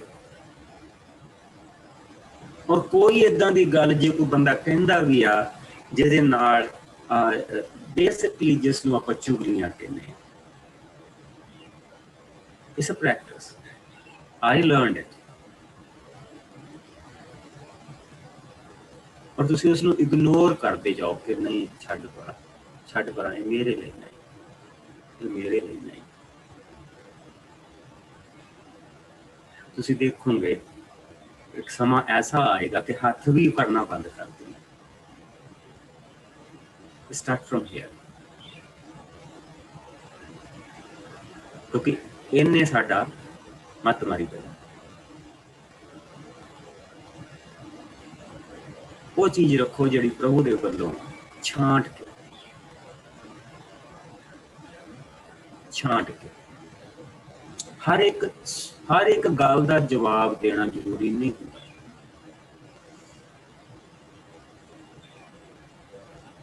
ਅਗਰ ਅਸੀਂ ਹਰ ਇੱਕ ਗੱਲ ਦਾ ਜਵਾਬ ਦੇਣਾ ਜ਼ਰੂਰੀ ਸਮਝਦੇ ਹਾਂ ਕਿ ਜੇ ਮੈਨੂੰ ਇਹਨੇ ਆਹ ਕਿਹਾ ਤੇ ਮੈਂ ਇਸ ਨੂੰ ਆਹ ਕਹਿਣਾ, ਤਾਂ ਅਸੀਂ ਮੋਸਟ ਆਫ ਟਾਈਮ ਮੈਂ ਇਹ ਮਹਿਸੂਸ ਕਰਦਾ ਕਿ ਮੈਂ ਆਪਣਾ ਹੀ ਅੰਤਕਰਨ ਖਰਾਬ ਕਰਦਾ। ਪਰ ਜੇ ਮੈਂ ਕਹਿੰਦਾ ਸੋ ਬਾਤ ਕੋਈ ਜ਼ਰੂਰੀ ਨਹੀਂ, ਜੇ ਉਹਨੇ ਕੁਛ ਕਹਿ ਵੀ ਦਿੱਤਾ ਤੇ ਇਟਸ ਫਾਈਨ, ਇਟਸ ਫਾਈਨ। ਤਾਂ ਫਿਰ ਇਹ ਚੀਜ਼ਾਂ ਹੋਣ ਲੱਗ ਪੈਂਦੀਆਂ ਕਿ ਜਿਸ ਮਨੁੱਖ ਦੇ ਹੱਥ ਸ਼ੁੱਧ ਹਨ, ਜਿਸ ਦਾ ਮਨ ਨਿਰਮਲ ਹੈ, ਜੋ ਦੂਜਿਆਂ ਦੇ ਨਾਲ ਚਲਾਕੀ ਨਹੀਂ ਕਰਦਾ, ਜੋ ਧੋਖਾ ਦੇਣ ਦੇ ਲਈ ਸੌਣ ਨਹੀਂ ਖਾਂਦਾ, ਉਹ ਮਨੁੱਖ ਪ੍ਰਭੂ ਤੋਂ ਅਸੀਸ ਪ੍ਰਾਪਤ ਕਰਦਾ ਹੈ। ਮੁਕਤੀ ਦਾਤਾ ਪਰਮੇਸ਼ਰ ਉਸ ਨੂੰ ਉਚਿਤ ਠਹਿਰਾਏਗਾ।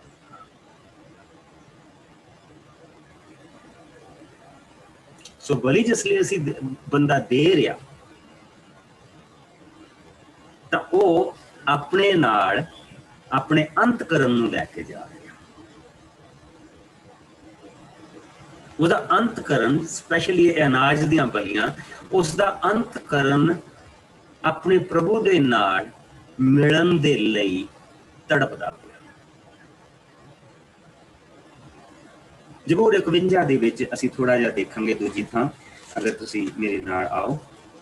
ਬੜਾ ਪਿਆਰਾ ਜ਼ਬੂਰ ਆ। ਮਹਾਨ ਪਾਪ ਦਾਊਦ ਨੇ ਕੀਤਾ, ਮਹਾਨ ਪਾਪ। ਉਸਨੇ ਆਪਣਾ ਉਹ ਮਿੱਤਰ ਦੀ ਜਾਨ ਲਈ ਜੋ ਸ਼ੁਰੂ ਤੋਂ ਉਸਦੇ ਨਾਲ ਸੀ, ਜਿਸਨੇ ਹਰ ਜੰਗ ਉਸਦੇ ਨਾਲ ਲੜੀ, ਯੁਰਾਇਆ ਨੇ ਹਰ ਜੰਗ ਉਸਦੇ ਨਾਲ ਲੜੀ। ਔਰ ਜਿਹੜੀ ਉਸਦੀ ਪਤਨੀ ਸੀਗੀ ਉਹ ਵੀ ਲੇਵੀ ਖਾਨਦਾਨ ਦੇ ਵਿੱਚੋਂ ਸੀ। ਯੁਰਾਇਆ ਜਿਹੜਾ ਸੀ ਉਹ ਯਹੂਦੀਆਂ ਦੇ ਵਿੱਚੋਂ ਨਹੀਂ ਸੀ। ਹੀ ਵਾਸ ਅ ਗਾਡ ਫੀਅਰਿੰਗ ਜਿਊ।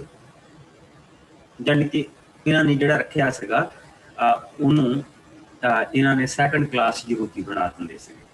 ਪਰ ਦਾਊਦ ਦੇ ਵੇਲੇ ਏਦਾਂ ਨਹੀਂ ਸੀ ਹੁੰਦੀ।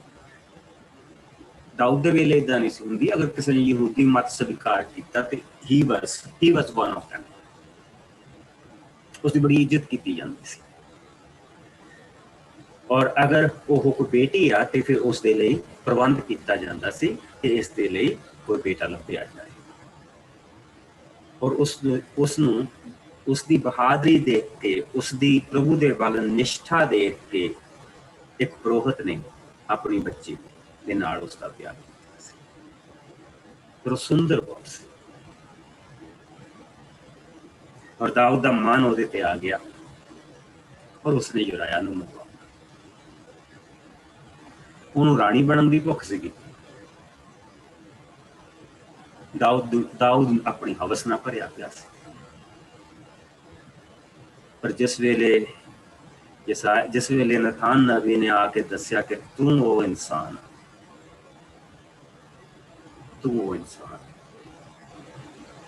ਤੂੰ ਹੈਰਾਨ ਖੋਰੀ ਵੀ ਕੀਤੀ ਔਰ ਪਲੱਸ ਤੂੰ ਉਸਦੇ ਨਾਲ ਤੂੰ ਉਸ ਔਰਤ ਦੇ ਨਾਲ ਵਿਆਹ ਕਰਾਉਣ, ਉਸ ਔਰਤ ਦੀ ਹਵਸ ਦੇ ਕਾਰਨ ਇੱਕ ਉਸ ਯਹੂਦੀ ਨੂੰ ਮਾਰਿਆ ਜਿਹੜਾ ਦੂਸਰੀ ਕੌਮ ਦੇ ਵਿੱਚੋਂ ਆ ਕੇ ਜਿਸ ਨੇ ਇਸ ਮਤ ਨੂੰ ਸਵੀਕਾਰ ਕੀਤਾ। ਤੂੰ ਗਲਤ, ਤੂੰ ਬਾਹਰ ਜਿਹੜਾ ਕੱਲੀ ਹੈ, ਨਿਊਜ਼ ਕੱਲੀ ਹੈ, ਜਿਹੜਾ ਬਾਹਰ ਲੋਕਾਂ ਨੂੰ ਪਤਾ ਲੱਗਣਾ, ਉਹ ਲੋਕਾਂ ਨੂੰ ਇਹ ਪਤਾ ਲੱਗਣਾ ਕਿ ਰਾਜਾ ਨੇ ਔਰਤ ਦੇ ਲਈ ਕੀ ਕੀਤਾ।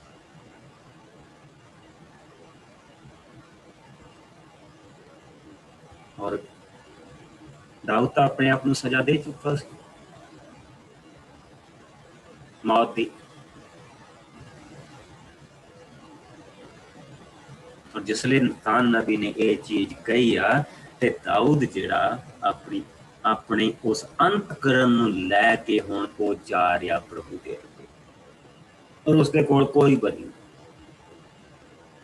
ਜਦ ਪ੍ਰਭੂ ਨੇ ਉਸਨੂੰ ਫਿਰ ਸਵੀਕਾਰ ਕਰ। ਸੋ ਇਹ ਕੋਈ ਜ਼ਰੂਰੀ ਨਹੀਂ ਕਿ ਬਲੀਆਂ ਹੋਣ। ਟੁੱਟਾ ਮਨ ਪ੍ਰਭੂ ਮੰਗਦਾ, ਟੁੱਟਾ ਮਨ ਮੰਗਦਾ ਉਸ। ਔਰ ਅਸੀਂ ਜ਼ਬੂਰ 51 ਜਿਸ ਨੂੰ ਮਿਲ ਜਾਏ ਉਸ ਨੂੰ ਪੜ੍ਹਦਾ ਹੈ। 19 ਆਇਤਾਂ ਦੇਖਾਂਗੇ ਇੱਕ ਹਿੱਸਾ ਫਿਰ ਅਸੀਂ ਹੋਰ ਦੇਖਾਂਗੇ, ਫਿਰ ਅੱਜ ਦਾ ਦਿਨ ਫਿਨਿਸ਼ ਕਰਾਂਗੇ। ਹਾਂਜੀ, ਸਫਾ ਹੈਗਾ 873। Yeah. ਹਾਂਜੀ, ਇਹ ਪਰਮੇਸ਼ਰ ਆਪਣੀ ਅਮੁੱਕ ਦਇਆ ਦੇ ਕਾਰਨ ਮੇਰੇ ਤੇ ਦਰਸ ਕਰ। ਤੂੰ ਆਪਣੀ ਅਪਾਰ ਕਿਰਪਾ ਦੇ ਕਾਰਨ ਮੇਰੇ ਅਪਰਾਧ ਮਾਫ ਕਰ। ਤੂੰ ਮੇਰੇ ਅਪਰਾਧ ਨੂੰ ਚੰਗੀ ਤਰ੍ਹਾਂ ਧੋ ਅਤੇ ਮੇਰੇ ਪਾਪਾਂ ਤੋਂ ਮੈਨੂੰ ਸ਼ੁੱਧ ਕਰ। ਮੈਂ ਆਪਣੇ ਅਪਰਾਧਾਂ ਨੂੰ ਮੰਨਦਾ ਹਾਂ ਅਤੇ ਮੇਰੇ ਪਾਪ ਹਮੇਸ਼ਾ ਮੇਰੇ ਸਾਹਮਣੇ ਰਹਿੰਦੇ ਹਨ। ਮੈਂ ਕੇਵਲ ਤੇਰੇ ਵਿਰੁੱਧ ਪਾਪ ਕੀਤਾ ਹੈ। ਮੈਂ ਉਹੀ ਕੀਤਾ ਹੈ ਜੋ ਤੇਰੀ ਨਜ਼ਰ ਵਿੱਚ ਬੁਰਾ ਹੈ। ਇਸ ਲਈ ਤੇਰਾ ਫੈਸਲਾ ਸੱਚਾ ਹੈ, ਕਿਉਂਕਿ ਮੈਂ ਸੱਚਮੁੱਚ ਪਾਪੀ ਹਾਂ। ਮਾਂ ਦੇ ਗਰਭ ਵਿੱਚ ਵੀ ਪਾਪ ਮੇਰੇ ਨਾਲ ਸੀ। ਹਾਂ, ਮੈਂ ਜਨਮ ਤੋਂ ਹੀ ਪਾਪੀ ਹਾਂ। ਤੂੰ ਦਿਲ ਦੇ ਖਰੇਪਨ ਤੋਂ ਖੁਸ਼ ਹੁੰਦਾ ਹੈ। ਤੂੰ ਮੇਰੇ ਮਨ ਨੂੰ ਬੁੱਧ ਦੇ।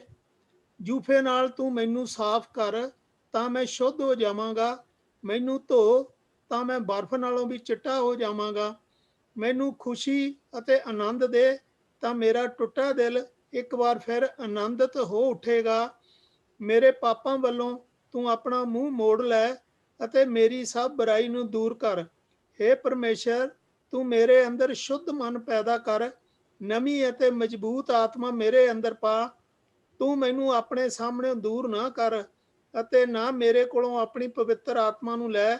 ਆਪਣੀ ਮੁਕਤੀ ਦਾ ਆਨੰਦ ਮੈਨੂੰ ਫਿਰ ਦੇ ਅਤੇ ਆਪਣੀ ਆਤਮਾ ਨਾਲ ਮੈਨੂੰ ਸੰਭਾਲ। ਤਦ ਮੈਂ ਅਪਰਾਧੀਆਂ ਨੂੰ ਤੇਰੇ ਬਾਰੇ ਸਿਖਾਵਾਂਗਾ ਅਤੇ ਪਾਪੀ ਤੇਰੇ ਵੱਲ ਮੁੜਨਗੇ। ਹੇ ਮੇਰੇ ਮੁਕਤੀਦਾਤਾ ਪਰਮੇਸ਼ਰ, ਤੂੰ ਮੈਨੂੰ ਖੂਨ ਦੇ ਦੋਸ਼ ਤੋਂ ਛੁਡਾ। ਤਦ ਮੈਂ ਤੇਰੇ ਛੁਟਕਾਰੇ ਦੇ ਲਈ ਉੱਚੀ ਆਵਾਜ਼ ਨਾਲ ਤੇਰੀ ਮਹਿਮਾ ਕਰਾਂਗਾ। ਹੇ ਪ੍ਰਭੂ, ਤੂੰ ਮੇਰਾ ਮੂੰਹ ਖੋਲ, ਮੈਂ ਤੇਰੀ ਮਹਿਮਾ ਕਰਾਂਗਾ। ਨਾ ਤੂੰ ਬਲੀ ਤੋਂ ਖੁਸ਼ ਹੁੰਦਾ ਹੈ ਅਤੇ ਨਾ ਹੀ ਹੋਮ ਬਲੀ ਦਾ ਚਾਹਵਾਨ ਹੈ, ਨਹੀਂ ਤਾਂ ਮੈਂ ਚੜਾਉਂਦਾ। ਪਰਮੇਸ਼ਰ ਦੀ ਬਲੀ ਤਾਂ ਟੁੱਟਾ ਮਨ ਹੈ। ਹੇ ਮੇਰੇ ਪਰਮੇਸ਼ਰ, ਤੂੰ ਟੁੱਟੇ ਅਤੇ ਦੀਨ ਮਨ ਵੱਲੋਂ ਮੂੰਹ ਨਹੀਂ ਮੋੜਦਾ। ਹੇ ਪਰਮੇਸ਼ਰ, ਤੂੰ ਸਿਯੋਨ ਤੇ ਦਇਆ ਕਰ ਅਤੇ ਯਰੂਸ਼ਲਮ ਦੀਆਂ ਮਜ਼ਬੂਤ ਕੰਧਾਂ ਨੂੰ ਫਿਰ ਖੜਿਆਂ ਕਰ। ਤਦ ਤੂੰ ਸੱਚਾਈ ਤੇ ਆਧਾਰਿਤ ਬਲੀਦਾਨਾਂ ਤੋਂ ਖੁਸ਼ ਹੋਵੇਂਗਾ, ਅਰਥਾਤ ਹੋਮ ਅਤੇ ਪੂਰਨ ਹੋਮ ਬਲੀਆਂ ਤੋਂ। ਉਸ ਸਮੇਂ ਲੋਕ ਤੇਰੀ ਵੇਦੀ ਤੇ ਬਲਦ ਚੜਾਉਣਗੇ। ਪੜ੍ਹੇ ਸੁਣੇ ਜਾਣ ਤੇ ਸਾਰਿਆਂ ਨੂੰ ਸ਼ੀਸ਼ ਬਰਕਤ ਮਿਲੇ। ਇੱਥੇ ਅਸੀਂ ਧਿਆਨ ਦੇ ਨਾਲ ਦੇਖੀਏ, ਪ੍ਰਭੂ ਦੀ ਬਲੀ ਦਾ ਉਸਨੇ ਕਿੱਥੇ ਜਾ ਕੇ ਨਾਂ ਲਿਆ। ਉਸਦਾ ਮਨ ਟੁੱਟਾ ਆ। ਉਸਨੂੰ ਪਤਾ ਮੈਂ ਪ੍ਰਭੂ ਦੇ ਖਿਲਾਫ ਗੁਨਾਹ ਕੀਤਾ ਆ। ਉਸਦੇ ਹੱਥ ਖੂਨ ਦੇ ਨਾਲ ਰੰਗੇ ਹੋਏ। ਯet ਉਹ ਉਸ ਤੰਬੂ ਦੇ ਵਿੱਚ ਜਾ ਕੇ ਮੂੰਹ ਭਰਨੇ ਲੇਟ ਕੇ ਪ੍ਰਭੂ ਦੇ ਸਾਹਮਣੇ ਔਰ ਜਿੰਨੇ ਉੱਥੇ ਲੋਕ ਆ ਉਹਨਾਂ ਦੇ ਸਾਹਮਣੇ ਇਹ ਸ਼ਬਦ ਬੋਲ ਰਿਹਾ। ਉਸਨੂੰ ਪਤਾ ਕਿ ਜਾਨਵਰਾਂ ਦੀਆਂ ਬਲੀਆਂ ਤੋਂ ਨਹੀਂ, ਜਾਨਵਰ ਦੀ ਬਲੀ ਤੇ ਇੱਕ ਖੁਸ਼ੀ ਇਨਸਾਨ ਦੀ ਜਿਹੜਾ ਖੁਸ਼ੀ ਦੇ ਨਾਲ ਜਾ ਕੇ ਚੜਾਉਂਦਾ ਪਿਆ, ਜਿਹੜਾ ਪ੍ਰਭੂ ਦੇ ਨਾਲ ਮੇਲ ਮਿਲਾਪ ਜਿਹੜਾ ਉਸਦਾ, ਉਹ ਖਾਲੀ ਹੱਥ ਨਹੀਂ ਜਾ ਰਿਹਾ, ਪ੍ਰਭੂ ਦੇ ਘਰ ਕੁਝ ਲੈ ਕੇ ਜਾ ਰਿਹਾ ਔਰ ਉਸ ਨੂੰ ਚੜਾਉਂਦਾ ਪਿਆ। This is it. ਜਿਸ ਲਈ ਬਲਦ ਚੜਾਇਆ, ਨਾ ਉਹਦਾ ਪੁਰੋਹਿਤ ਨੂੰ ਕੋਈ ਫਾਇਦਾ ਹੋਇਆ, ਨਾ ਚੜਾਉਣ ਵਾਲੇ ਨੂੰ ਕੁਝ ਮਿਲਿਆ। ਉਸਨੂੰ ਪੂਰੇ ਦਾ ਪੂਰਾ ਸਾੜ ਦਿੱਤਾ। ਜਿਸ ਲਈ ਲੇਲਾ ਚੜਾਇਆ, ਪੂਰੇ ਦਾ ਪੂਰਾ ਚੜਾਤਾ। ਜਿਸ ਲਈ ਉਹਨਾਂ ਨੇ ਘੁੱਗੀ ਜਾਂ ਕਬੂਤਰ ਦਾ ਬੱਚਾ ਚੜਾਇਆ ਤੇ ਪੂਰੇ ਦਾ ਪੂਰਾ ਚੜਾਤਾ। ਕੀ ਕਿਸੇ ਨੂੰ ਕੁਛ ਮਿਲਿਆ? ਕੁਛ ਨਹੀਂ ਮਿਲਿਆ। ਉਹ ਖੁਸ਼ੀ ਦੀਆਂ ਬਲੀਆਂ ਜਿਹੜਾ ਇਨਸਾਨ ਲੈ ਕੇ ਜਾ ਰਿਹਾ, ਉਹ ਆਪਣਾ ਸਭ ਕੁਛ, ਆਪਣਾ ਤਨ ਮਨ ਆਤਮਾ ਸਾਰਾ ਕੁਛ ਲੈ ਕੇ ਜਾ ਰਿਹਾ। ਉਹ ਆਪ ਬਲੀ ਤੇ ਚੜਨ ਜਾ ਰਿਹਾ। ਉਹ ਜਿਸ ਤਰ੍ਹਾਂ ਅਬਰਾਹਮ ਦਾ ਬੇਟਾ ਬਲੀ ਤੇ ਜਾ ਰਿਹਾ ਸੀ ਔਰ ਉਸ ਬਲੀ ਤੇ ਉਸਨੂੰ ਚੜਾਇਆ ਜਾਣਾ ਸੀ, ਇਸੇ ਤਰ੍ਹਾਂ ਉਹ ਆਦਮੀ ਆਪ ਜਾ ਰਿਹਾ, ਉਹ ਆਪ ਉਸ ਬਲੀ ਤੇ ਜਾ ਰਿਹਾ। ਪਰ ਪ੍ਰਭੂ ਨੇ ਕਿਹਾ ਕਿ ਨਹੀਂ, ਮੈਂ ਤੈਨੂੰ ਬਲਦ ਦਊਂਗਾ, ਤੂੰ ਉਸ ਨੂੰ ਲੈ ਆਈ, ਮੈਂ ਉਹ ਤੇਰੀ ਜਗ੍ਹਾ ਤੇ ਠੀਕ।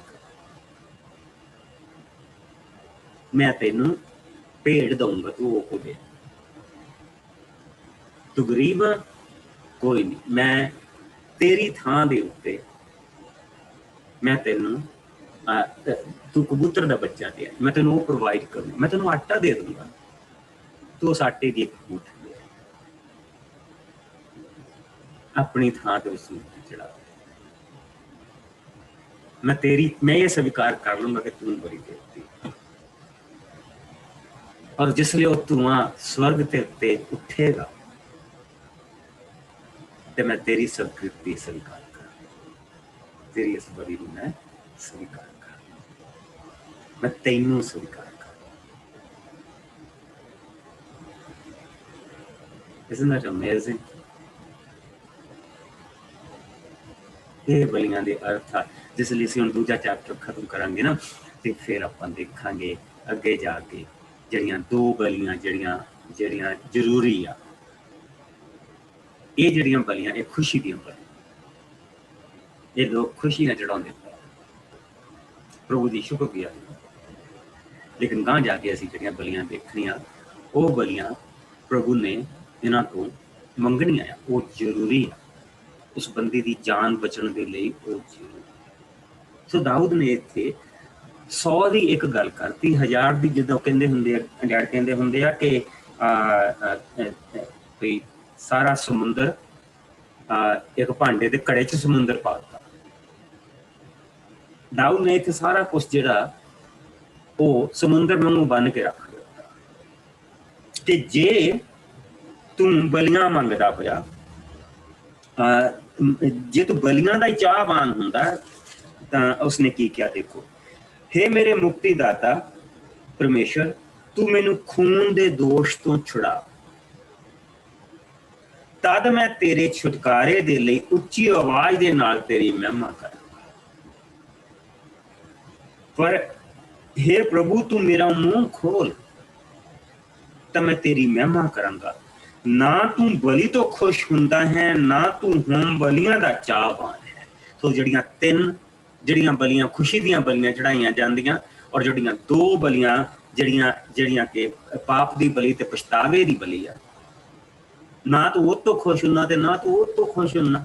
ਤੈਨੂੰ ਬਲੀਆਂ ਥੋੜੋ ਚਾਹੀਦੀਆਂ, ਤੇ ਨਹੀਂ ਤਾਂ ਮੈਂ ਚੜਾਉਂਦਾ।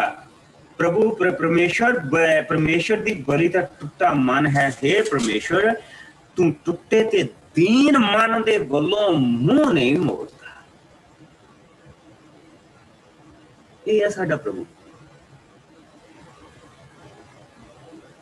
ਇਹ ਹੈ ਸਾਡਾ ਪ੍ਰਭੂ। ਸੋ ਇਹ ਬਲੀਆਂ ਜਿਹੜੀਆਂ ਚੜ੍ਹਦੀਆਂ ਪਈਆਂ, ਇਹ ਜਿਹੜੀਆਂ ਬਲੀਆਂ ਆ, ਇਹ ਸਵੀਕ੍ਰਿਤੀ ਦੀਆਂ ਬਲੀਆਂ, ਜਿਉਂਦਾ ਪਰਮੇਸ਼ਰ ਉਹਨਾਂ ਦੇ ਨਾਲ ਆ, ਜਿਹੜਾ ਜਿਸਨੇ ਉਹਨਾਂ ਨੂੰ ਸਵੀਕਾਰ ਕੀਤਾ ਆ। ਸੋ ਪ੍ਰਭੂ ਇਹ ਜਿਸਲੇ ਪ੍ਰਭੂ ਦੇ ਲਾਗੇ ਉਹ ਲੈ ਕੇ ਆਉਂਦੇ ਆ, ਤੇ ਇਹ ਲੋਕਾਂ ਦੇ ਲਈ ਇੱਕ ਖੁਸ਼ੀ ਦਾ ਕਾਰਨ ਆ। ਜਿਸਲੇ ਹੁਣ 7 ਫੁੱਟ ਉੱਚੇ ਉਹ ਟੈਂਟ ਹੁੰਦੇ ਸੀ ਜਿਹੜੇ ਬਾਹਰ ਲੱਗੇ, ਉਹਦੇ ਬਾਹਰ ਸਾਰੇ ਲੋਕ ਖੜੇ ਹੁੰਦੇ ਸੀ। ਅੰਦਰ ਤਾਂ ਲੇਵੀ ਤਾਂ ਜਾਂ ਉਹ ਬੰਦਾ ਜਾਂਦਾ ਸੀ ਜਿਹੜਾ ਬਲੀ ਲੈ ਕੇ ਜਾਂਦਾ ਸੀ, ਜਾਂ ਉਹਦਾ ਪਰਿਵਾਰ ਜਾਂਦਾ ਸੀ,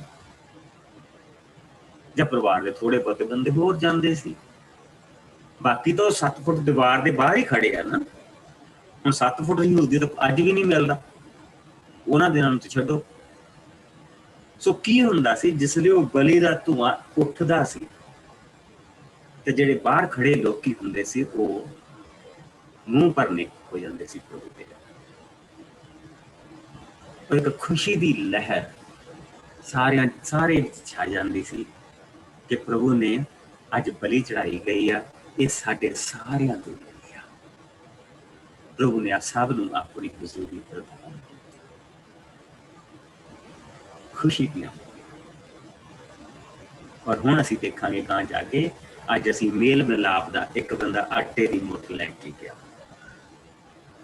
ਮੇਲ ਮਿਲਾਪ ਦੀਆਂ ਬਲੀਆਂ, ਫੈਲੋਸ਼ਿਪ। ਪ੍ਰਭੂ ਨੂੰ, ਉਹ ਪ੍ਰਭੂ ਦੀ ਨਜ਼ਦੀਕੀ ਦੇ ਵਿੱਚ ਜਾਣਾ ਮੰਗਦਾ। ਤੇ ਜਿਸਲੇ ਕਿਸੇ ਦੀ ਨਜ਼ਦੀਕੀ ਦੇ ਵਿੱਚ ਜਾਈਦਾ ਕੀ ਕਰੀਦਾ?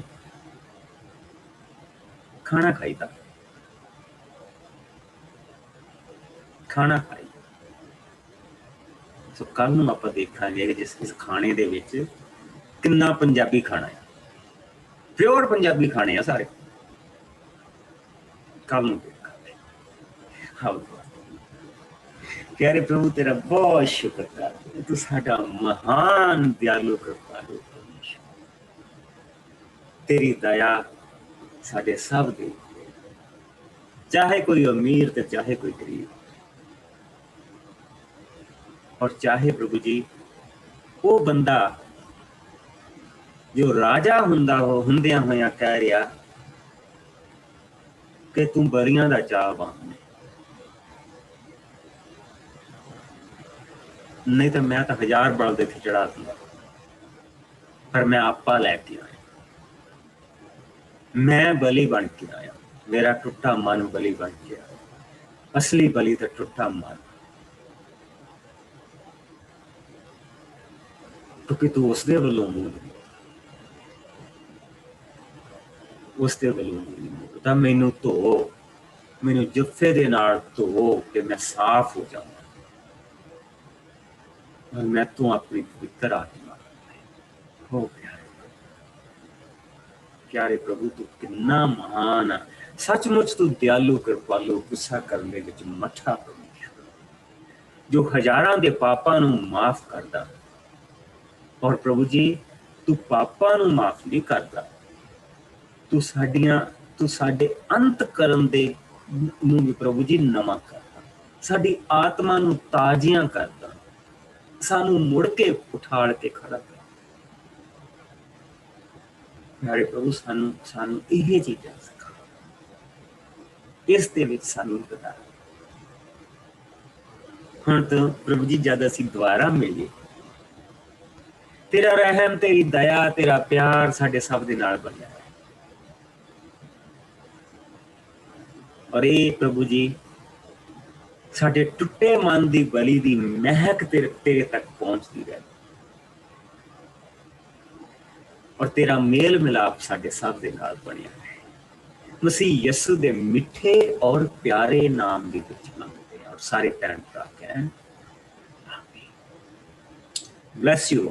ਕੱਲ ਨੂੰ ਹੁਣ ਅਸੀਂ ਬਾਕੀ ਦੀਆਂ ਜਿਹੜੀਆਂ ਅਨਾਜ ਦੀਆਂ ਬਲੀਆਂ, ਜਿਹੜੀਆਂ ਮੇਲ ਮਿਲਾਪ ਦੀਆਂ ਬਲੀਆਂ, ਅਸੀਂ ਕੱਲ ਨੂੰ ਦੇਖਾਂਗੇ। Bless you.